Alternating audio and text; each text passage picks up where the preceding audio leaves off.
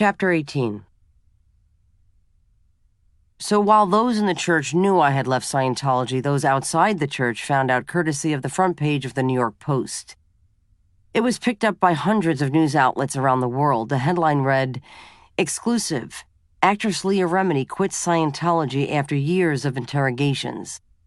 As a response, in a statement to The Hollywood Reporter, I said, "I wish to share my sincere and heartfelt appreciation for the overwhelming positive response I have received from the media, my colleagues, and fans from around the world. I am truly grateful and thankful for all your support." And with that, it was confirmed that I had indeed left. Everywhere I looked, I now realized that my world was not being helped by Scientology. Previously, I had blinders on because I had to. If I didn't, I would have had to make a decision that would affect not just me, but my entire family. Unlike most people who grew up in the church, I always maintained friendships outside of the church. I guess, in a way, I was always disaffected. My Scientology friends didn't really have non-Scientology friends. And if it appeared that they did, it was merely to eventually, over time, recruit them into the church. It was a good thing that I insisted on keeping friends outside the church because once they found out that I had left, they immediately reached out with their support and kindness. Kevin James called me and said, "How's your family? Are you guys all intact?" He said he was proud of me, that we were brave, and told me whatever I needed, he was there. Chelsea Handler texted me from out of the country where she heard the news. "Hey, twat, be home in a few days. Hope you're okay, and if you're not, let me know what you need, and I will be there." Michelle Visage, a friend I had met and grown close to during my King of Queens days, called me right away. "Are you home? I'm coming over." And she did. Michelle also publicly came to my defense, which is a lot, knowing how the church deals with anyone defending someone who attacks Scientology. My longtime friend Lucille from Brooklyn was crying when I picked up her phone call. She said, "Lee, do you have your family with you? I just need to know that they left the church with you." "Yes, Lou, they are with me," I said, consoling her. My ex-boyfriend's mother texted me, "Lee, I loved you before, but I don't think I ever respected you and your family more than today." I had a community of people supporting me and my family on social media, in the press, in emails, small gestures that meant everything. But my publicist instructed me not to talk to the media because she didn't want me to be known as the person who left the church. But I also didn't want to be known as the person who said no comment. I was definitely caught between being the girl who speaks out and the girl who just wants to work and be known for that work. I did a few interviews where I tried to explain my position while not going into too much detail, but anything I said was blown out of proportion to make a headline. The church's dismissals and bullying of those who had left before me and spoken out made it harder and harder to remain silent. I called my publicist daily to ask, "Please, can I call the media and tell the truth and have the church challenge and debate me instead of defenseless people?" "Of course you could," my publicist always responded, "but why?" The why was somebody needs to stand up for those who can't. But I understood what my rep was saying. I was still angry, confused, and experiencing a myriad of emotions I couldn't make sense of. I didn't yet know how to tell my story from a place of strength as opposed to one of just pain and anger. Certainly, I couldn't do that on a 5-minute segment on Ellen. But while I was promoting the 17th season of Dancing with the Stars, which I competed in right after I left the church, that's all people wanted to talk to me about. Instead of fighting it, I chose to deal with it in a way that sent a message but wasn't too in your face. In the first week of the ABC show, during a filmed rehearsal with my partner Tony Dovolani, I made the following statement, which was picked up by various media outlets all over the world. "I'm going through a personal and big change for me and my family," I said. "The church is looking for me to fail so they can say to the parishioners, 'See what happens when you leave the church?'" In response to my comment, the church issued its own to Good Morning America. Quote, "We know this may come as a surprise to someone as self-absorbed as Miss Remini, but we could care less if she wins or loses on Dancing with the Stars." That was the on-air drama. There was so much more going on, however, off-camera, including Tony being surveilled and followed by a car for 2 weeks. Maxim Shmirkovsky, Kirsty's dance partner and friend, from when she was on the show was given the cold shoulder by Kirsty when she found out that he had been at my house. Max didn't take it too hard. I'm Jewish, Max said. I don't really believe in science fiction, but whatever. It's sad that we've gone through so much together, and I feel like I've helped her, and this is where we're at now. But I think the world of her, and I wish her the best. Kirsty also went on the Howard Stern show, where she said that I was very critical after leaving Scientology, and she also said that I am her enemy and called me a bigot. Further going on to say, quote, "There's nothing going on, and there was nothing going on for years," she said.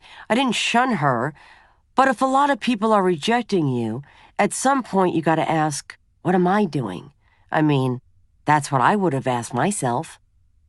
When actor and former Scientologist Jason Begay, whom I'd met and befriended in acting class, was asked in an interview if he thought Scientology wanted me to fail, he responded, "It's not just that they want you to fail, it's kind of like they want you to die." Tony Dovolani had no idea what he was getting himself into when he found out that he was getting me as a partner for Dancing with the Stars.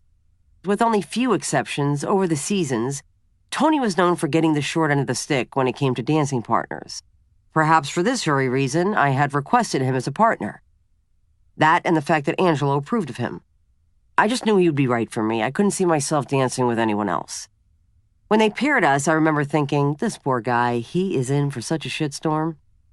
Tony wasn't familiar with the Church of Scientology, so I filled him in a little, but he learned more by observing me than by what I shared with him.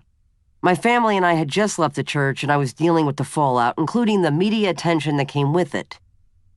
It was a lot to cope with. Our lives had changed in an instant, but I had made the decision to do the show, and I didn't want to fail, despite the fact that I had no prior dance experience.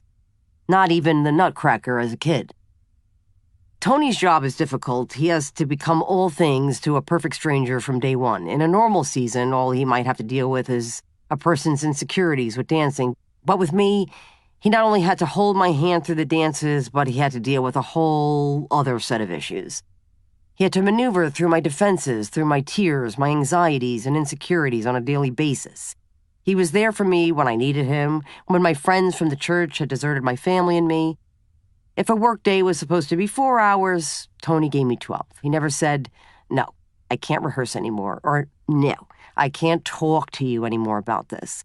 I never once heard him say, "No, and I can't listen to one more story about your former life."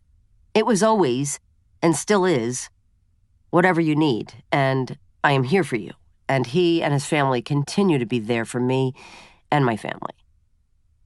After every show, competitors were required to go through a press line with more than a dozen media outlets. Tony literally and figuratively held my hand through the first weeks of the show. He knew how I was always on the verge of tears when I was asked a question about Scientology, and he would always say, "Come on, man, this woman just danced her ass off. Talk about that." He did this repeatedly. When the producers pushed him to get me to talk about leaving the church during televised rehearsals, he turned them down. He stood up to everyone on my behalf, no matter who it was or what it was for. I wish they awarded Mirror Balls for being an extraordinarily loyal friend, protector, and therapist, because Tony would certainly win it, all while attempting to teach me a cha-cha. For that, I will always be indebted to him. A few weeks into Dancing with the Stars, Tony came to me and said, "Look, the producers would like you to at least consider doing something with the Scientology subject." Up until this point, Tony and the show's producer had done a great job of protecting me from the constant questions from the press line as well as on the show, but for the most memorable year show, where contestants create dances out of the biggest moments in their lives, the producers wanted to get what was really going on in my life, and that was a big part of it. They asked me if I would consider the subject of leaving Scientology as the inspiration for the dance. I didn't want to keep saying no to them. It was show business after all, and I felt I had to give them something, so I chose to dance to Katy Perry's Roar. Looking at the pop song's lyrics, I thought, yes, this is how I felt so many times in the church. You held me down, but I got up. Get ready, 'cause I've had enough. I see it all. I see it now. I shared my idea with Tony, who loved it, as did the producers. Tony worked overtime choreographing a dance that showed me as a puppet and him as the church of hypocrisy, pulling my strings, controlling me. I broke down several times during the rehearsal. I was plagued by doubt. Were people going to see this as a sad attempt for publicity? Would they get the pain involved in this? Each time I started to cry, Tony would pull me outside, away from the cameras, which was against the rules, to shield me from being filmed. Everyone on the show knew how difficult this was for me and offered me nothing but support. Sometimes the producers stopped the cameras on their own. Cheryl Burke would leave her rehearsal room with Jack Osborne anytime they saw me and Tony go outside to talk. They gave up precious time from their own rehearsal just to be there for me. That's why I fell in love with Tony, Cheryl, Jack, and the show as a whole. It comforted me and took care of me in ways that I had never imagined. The day of the Most Memorable Year show, I was nervous. But I told myself that people would understand what I was doing and the world would see it as my roar. That night, in front of the audience and my family, Tony and I danced our hearts out. Unfortunately, the judges didn't think much of the dance, giving Tony and me the low score of the evening. Upon hearing this, I started to cry, but Tony grabbed my shoulders and said, "Don't you do that. Don't let them see you like that. You were great." As always, Tony had my back. I couldn't have gotten as far as I did in Dancing with the Stars if I hadn't had the guts to do the show in the first place. I had been asked to do the show in a previous season and had declined. I eventually agreed to do Dancing with the Stars because I didn't want to be scared to go out of my comfort zone. I didn't want to care about what people thought of me anymore. I didn't want to be judged for my decisions. The truth is, I was scared to do a live show that I had to dance in. But I didn't want to shrink from the public eye. I wanted to get myself out there, and that's exactly what I did.